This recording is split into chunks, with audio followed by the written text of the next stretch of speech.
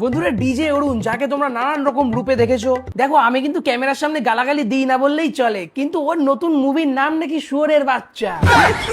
বাবা যায় শুয়োরের বাচ্চা, এই ডিজে অরুণের ওয়েব সিরিজের নাম।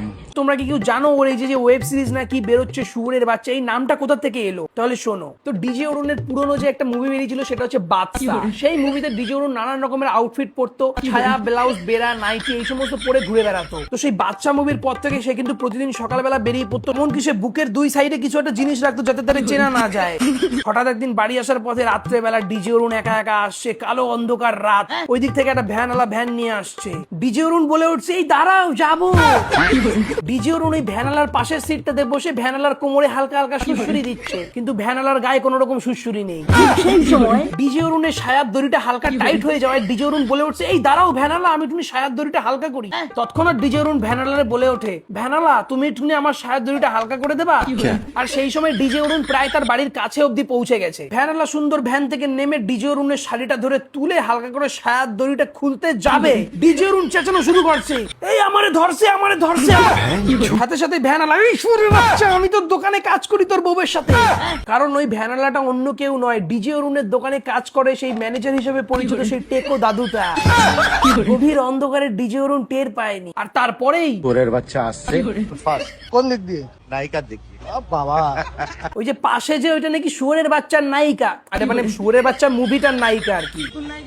ইয়েস ইয়েস, মুভির নাম শুয়োরের বাচ্চা, এদিকে ভাব মারছে, ইয়েস ইয়েস ইয়া। ডায়লগটা আরেকবার বলো না। কোন ডায়লগটা? ও বাবা, তোমার ওই বুকের ফুলটা নিয়ে একটু কোদে ঘষো কাকা। আগের গুলো কি হলো? আগের গুলো পাস্ট, এখন ফার্স্ট। আচ্ছা, আর কাকিমা ওখানে পরোটার দোকানে বসে পরোটা থাপড়াচ্ছে, ঠাস ঠাস, মানে পেটাই পরোটা। না না, বাচ্চা আগের মুভি, ওই যে হেঁটে আসছে শুয়োরের বাচ্চা। অনেকে ভাবছে গালাগালি, কিন্তু বাঘের বাচ্চা বললে দেখবেন খুব মানে মনে হবে যে বাঘের বাচ্চা। আচ্ছা, যেখানে দাঁড়িয়ে তুমি এই ডায়লগ গুলো দিচ্ছ, তোমার ক্যামেরার পিছনে যে কটা লোক দাঁড়িয়ে রয়েছে তাদের তুমি আঙুল তুলে বলো, আপনি শুয়োরের বাচ্চা। বলো বলো, পেটাই পরোটা কারে বলে দেখতে পারবা।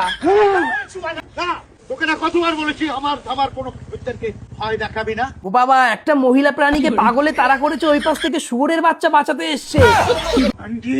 হ্যাঁ পুচু, হ্যাঁ পুচু, ওই মহিলাটারে কর উঁচু, এমন ভাবে যেন শুয়োরের বাচ্চার কোলে শুয়ে পড়ছে।